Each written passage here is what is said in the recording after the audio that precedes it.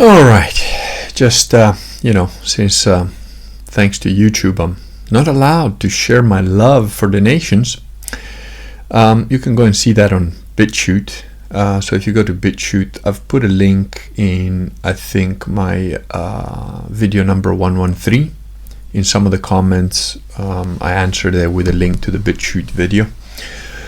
That's at so I also suggest you subscribe to the BitChute channel and you follow me there as well, because eventually YouTube is no doubt going to kick me off, and I will, the more people follow me also on BitChute, the more I'll upload there as well, even directly.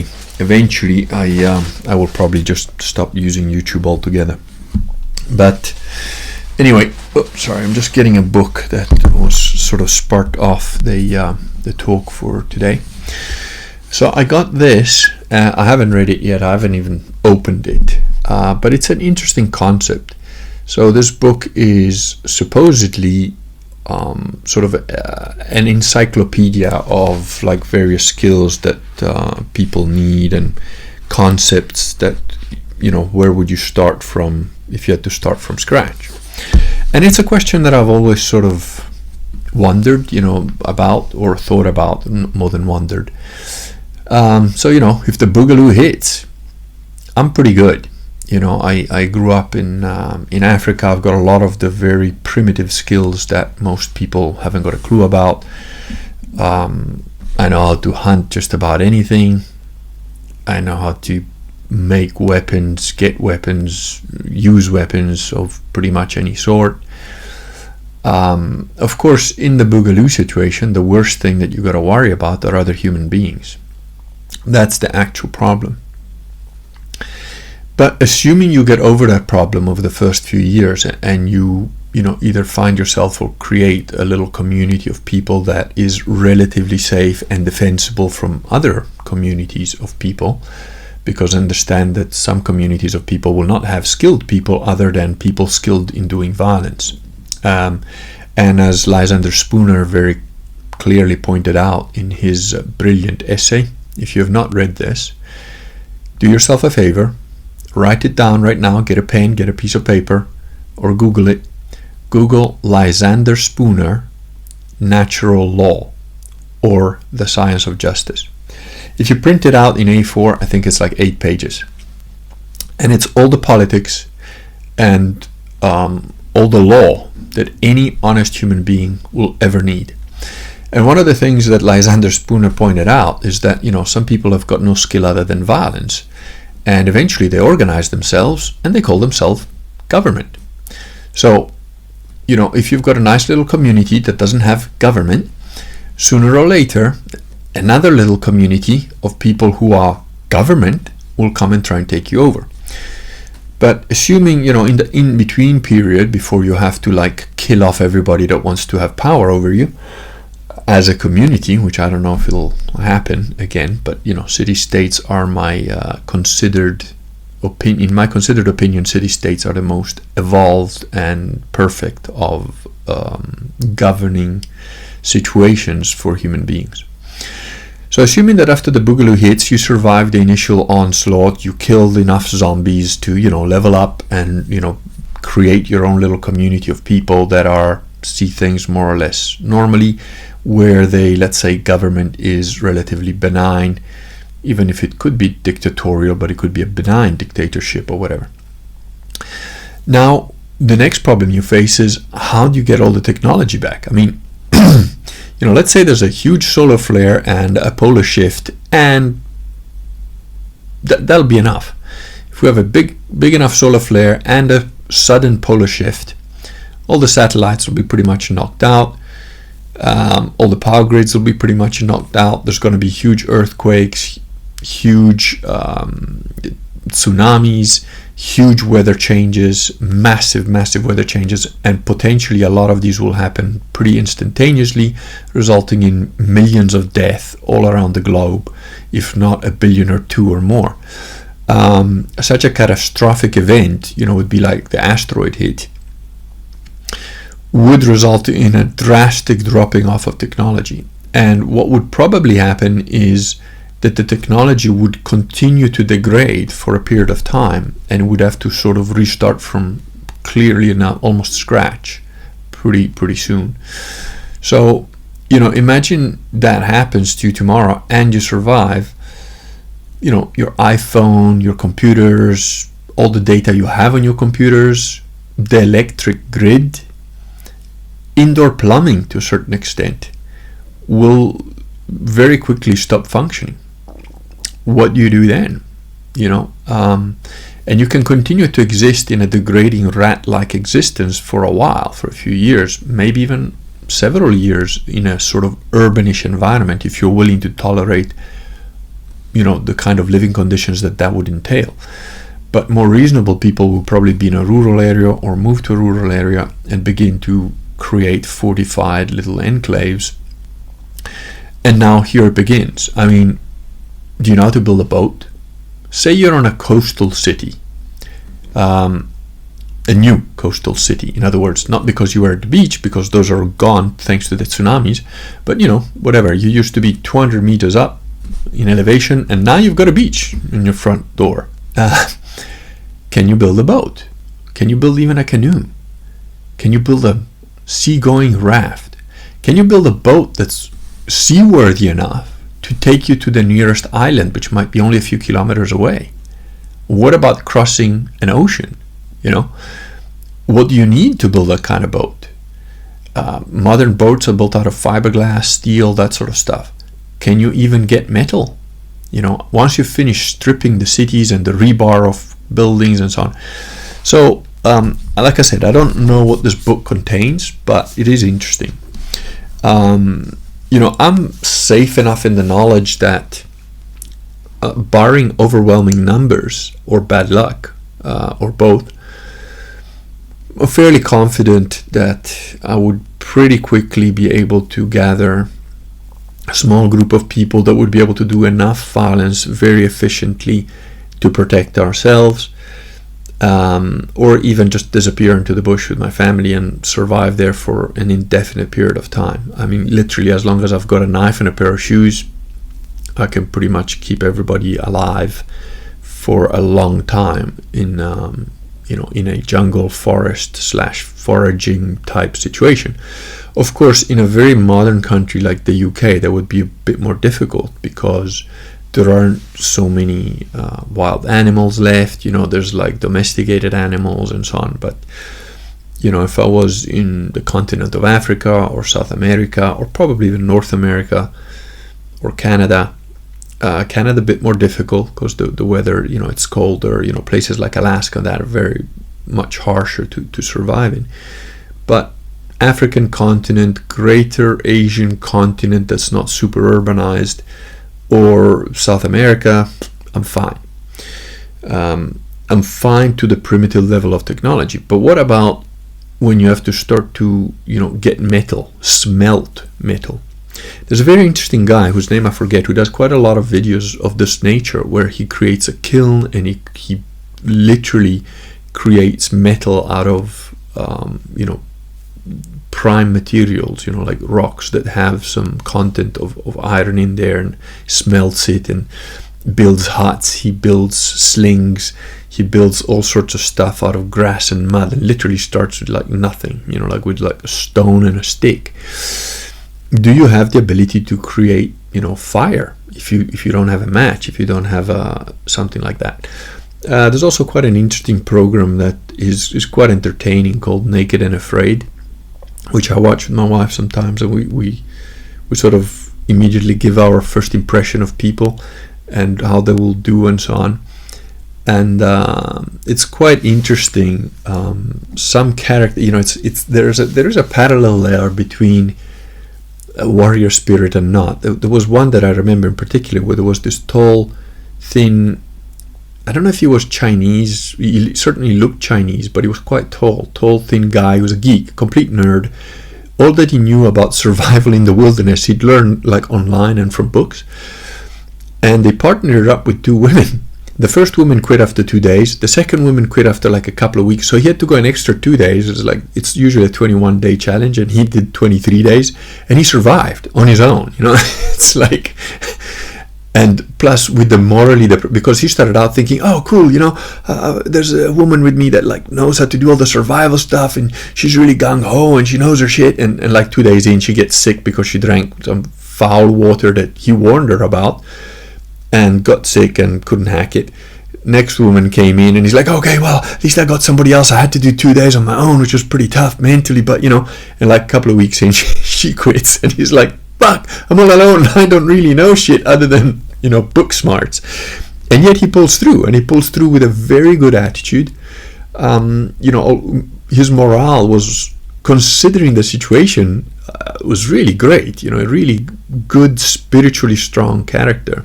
Even though looking at him, you'd think, he doesn't have any meat on him. He's going to starve after a week, and, it'll be useless. So it's interesting because there's a parallel between that and martial arts, and that and life and death situations. There are guys that in the outside world are, I'm a big shot and whatever. You put them on the dojo floor, where now it's like, all that matters is, can you block the punch that's going to smash into your face, get out of its way, or smash the other guy first?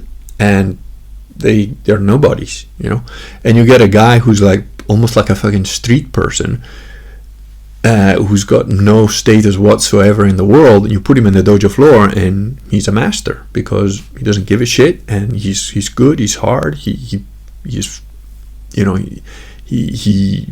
good at technically, and he's also maybe even good spiritually, and like even merciful and kind. It's very interesting. It's a very interesting thing, The Russians say if you want to know somebody's real character, give them power. I say if you want to know somebody's real character, put them under a lot of pressure. Drop them in the shit. Drop them in the trenches, in the warfare. And then you really get to find out who that guy really is. Because the guy that when the chips are down, bullets are flying next to your head, and he still holds to his principles, that's a man. And they're very few and far between. And I don't give a flying fuck what anybody says. But the alpha male. I consider most alpha males weak. I think most alpha males are weak. The few alpha males that are not weak have a sense of duty that is so strong that forces them to act heroically even under huge pressure, because the idea of being shamed is to them worse than death. And I can relate to that to a certain extent, and those guys are okay, but they're few and far between.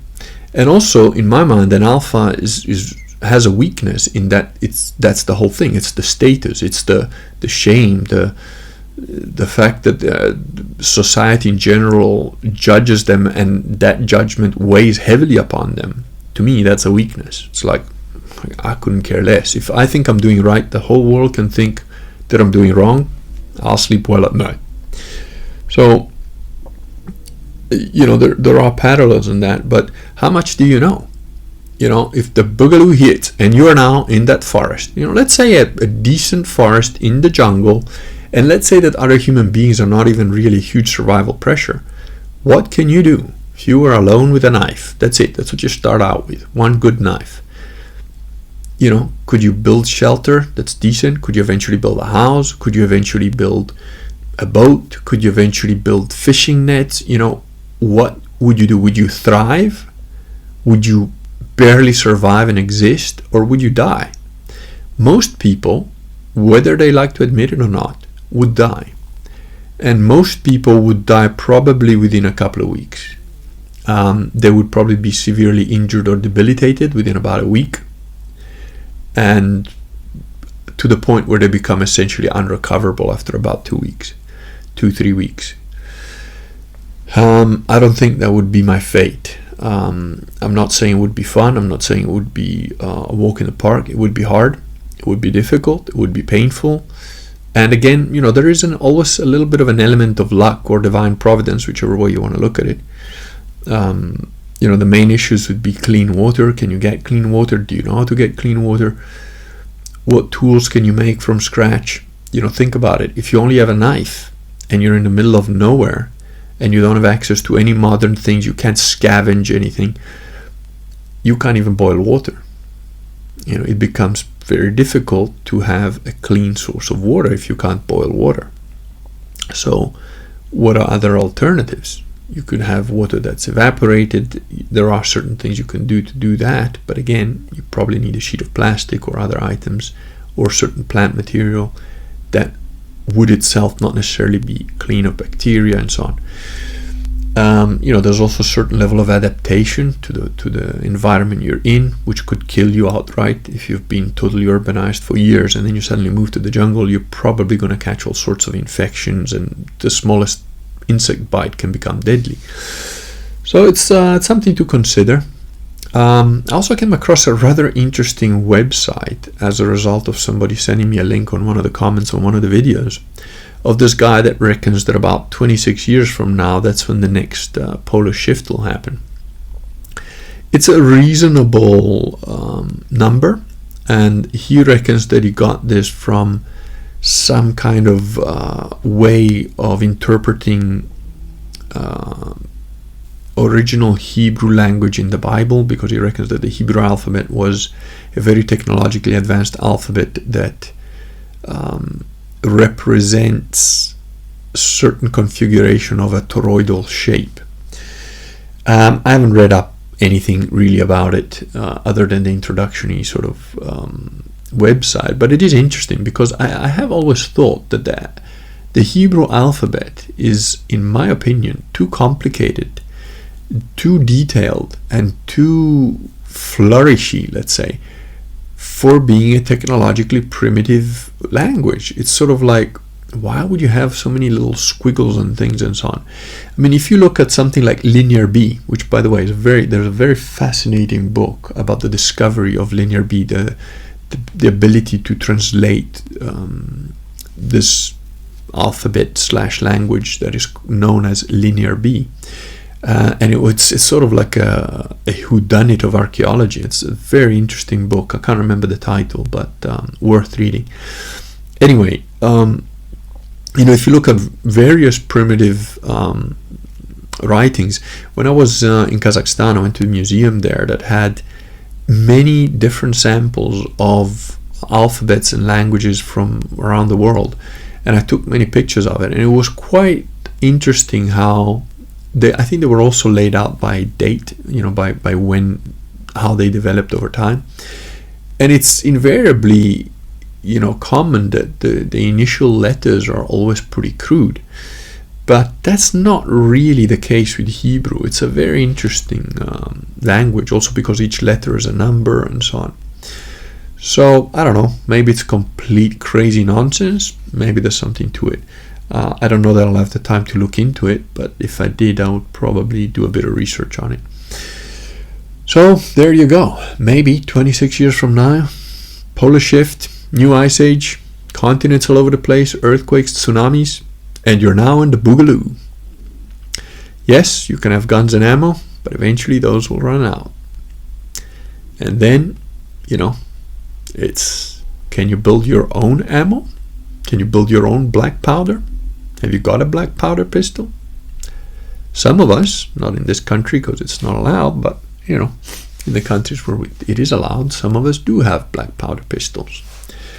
Some of us have little bits of paper and stuff where we've written down certain things that are very useful to know in case you forget, or to pass down to your kids.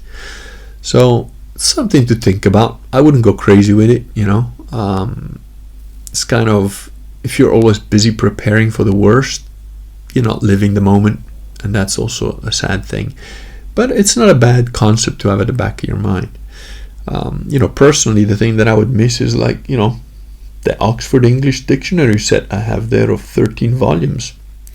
That would be hard to carry around, and it's an amazing, it's an amazing piece of work. There's a bunch of books I'd miss, there's no way I would be able to carry all the books that I would need, but part of the reason that I also bought the Code of Canon Law, the Catechism of Trent, and various Bibles is so that if the shit really hits the fan, at least I've got the basics of Catholicism down, in 3 books: the Bible, Code of Canon Law, and Catechism of Trent. It's good enough to pretty much start. And I've got a missile as well. So 4 books, that's it. You can sort of restart from scratch, sort of thing. So anyway, it's just a thought. Let me know what you think.